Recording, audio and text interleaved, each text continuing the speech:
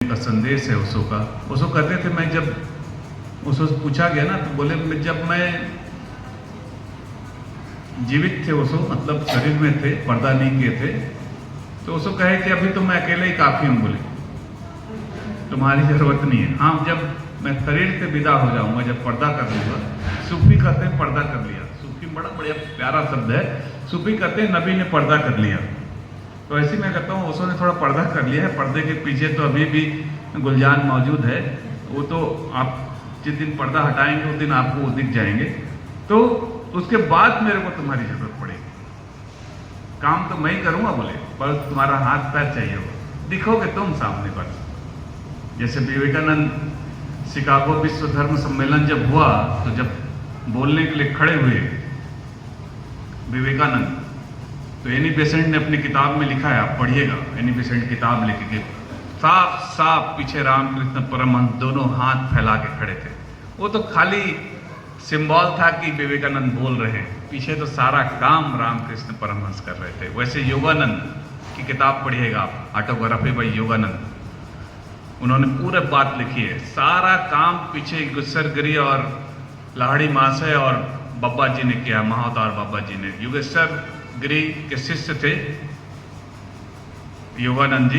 सारा काम चेहरा वो रहते थे, अपना पूरा जीवन दिया था उन्होंने काम में। जैसे विवेकानंद ने दिया वैसे योगानंद ने दिया। तो हम में भी बहुत विवेकानंद है, बहुत योगानंद है।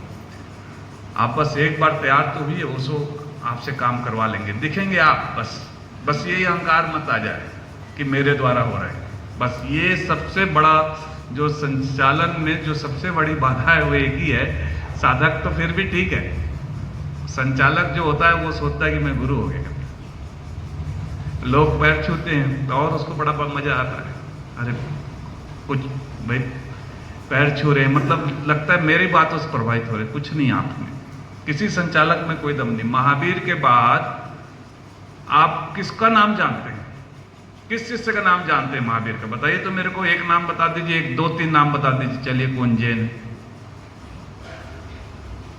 महावीर ही रहेंगे, बुद्ध ही रहेंगे, कृष्ण ही रहेंगे, राम ही रहेंगे, वैसे ओशो ही रहेंगे हमेशा। हम तो पल दो पल के शायर हैं, पल दो पल हमारी जवानी है, पल दो पल हमारी मस्ती है, पल दो पल हमारी रवानी है। और ये तो हर पल के शायर हैं, हर पल इनकी जवानी है, हर पल इनकी मस्ती है। ये हमेशा यही रहेंगे। आगे आने वाले सदियों में भी लोग ओशो को ही जानेंगे। इसलिए इसका आनंद लीजिए कि आपको ये सौभाग्य मिला काम करने का। फंसेगा नहीं कभी भी कि भाई हम बहुत बड़े साधक हो गए। कि खासकर मतलब संचालकों के लिए ज़्यादा जरूरी चीज़ है कि फंसने का काम बहुत जल्दी होता है इसमें। इसलिए हमने कैंप भी अभी बंद कर दिया। अब पहले तो 40 कैंप कर रहे थे साल में, अब मुश्किल से 10 कैंप 5 कैंप ही करेंगे, है ना। क्योंकि अब थोड़ा यात्रा बैलेंस होनी चाहिए एकदम। संचालक को साधक से ज़्यादा ध्यान करना चाहिए। अगर साधक एक ध्यान करता है दिन में, तो संचालक को कम से कम 2 ध्यान करना चाहिए। अगर साधक 2 ध्यान करता है तो आपको 4 ध्यान, तभी आप उसके मर्म को समझा पाएंगे, उसके मर्म को आप समझ पाएंगे। और अगर आप ध्यान नहीं करते हैं और आपको गुरु का आदेश नहीं है, तो संचालक भी आपको नहीं करना चाहिए, जहाँ तक मेरा मानना है। और इसके काम को तो आप बिल्कुल फैला सकते हैं, घर घर किताब छपवा के, जैसे हम ये किताब छपवा रहे हैं, है ना। अभी ध्यान सूत्र हमने छपवाई है, फिर अभी नई किताब कोई ना कोई छापेंगे।